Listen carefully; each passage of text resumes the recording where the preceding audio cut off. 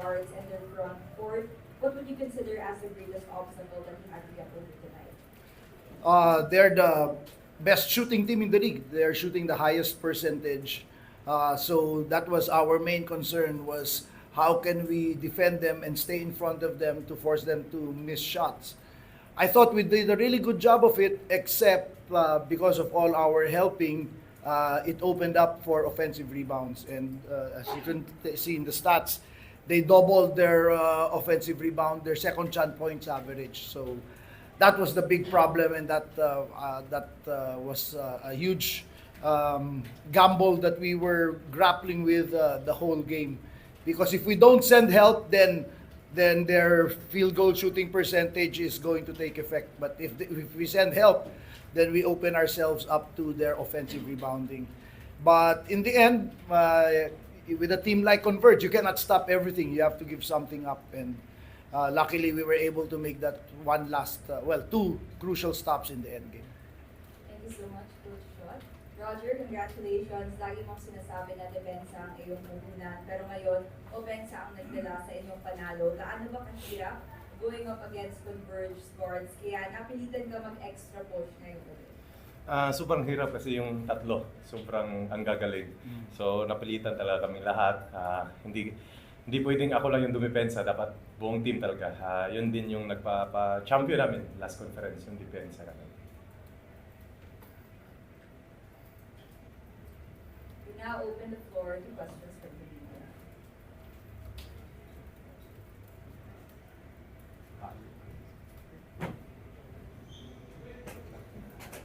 Coach, congratulations. Fourth straight win after 0-2 start sa Converge.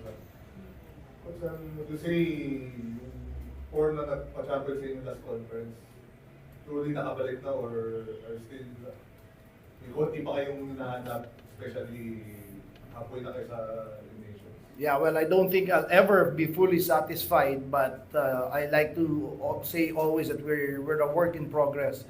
But you're right, the first two games, we were coming off a break, we weren't battle ready, and we expected it. Like I said in a previous interview, when we looked at the schedule, the first four games, if we can come out of it at 2-2, we'd be very happy. Luckily, we were able to achieve that, and now, not only are we getting tested in battle, but also we have everyone back in. Remember, the first two games, we didn't have Poy, Kelly, and even Jason. So ngayon, nakukumpleto na. I think we have a better chance of competing, but we have to still continue to improve our game. I thought we had some lapses this game. And then we missed a ton load of layups also in the second half. But for me, the most important thing was to match the desire and the effort of Converge. And I think we were successful in this game. Two close games to start off 2025. How will be said, especially next week, you've got NLEX and Ginebra back to back. There's no such thing as an easy game in this league anymore. Every game is going to come down to that. And that's why I always keep reminding the players, and we always keep preaching defense, because in situations like that, loose ball, our ball, we miss a shot, they get the ball in a live ball situation, it's our defensive fundamentals and mechanics that come into play. There's no coaching anymore from the sidelines because there was no break, there was no timeout. It was the players really making good defensive decisions.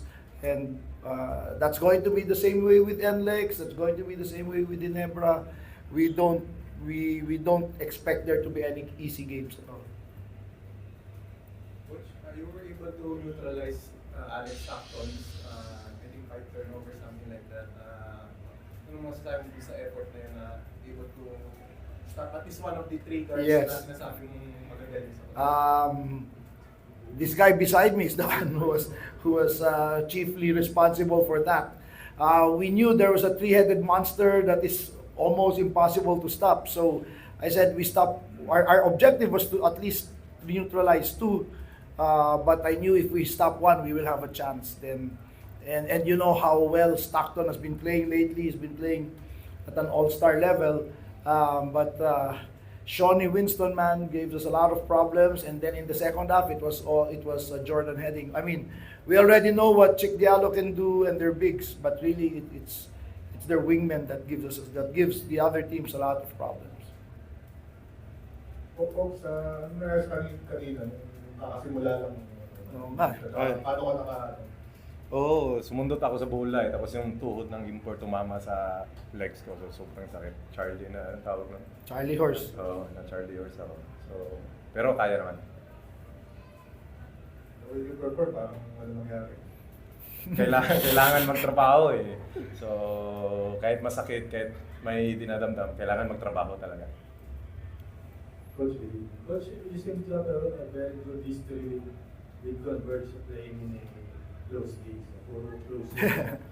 Oh, I thought it was a good winning history. It's not. I recall a couple of losses to them already, but you're right. It's all close games, and that's just the nature of the beast. I know they get really up when they play against us because obviously industry rivals, right? So I was telling the players since our practice 3 days ago that the key is for us to be able to match their desire and their hunger to really beat us. So ganyan talaga yan. Every time we're going to play them, not only this conference but even in the future, and you can see how their lineup is coming along. It's very well constructed. It's very balanced. That team is going to be a really big problem for everybody else in the future. You see them meeting in the playoffs again.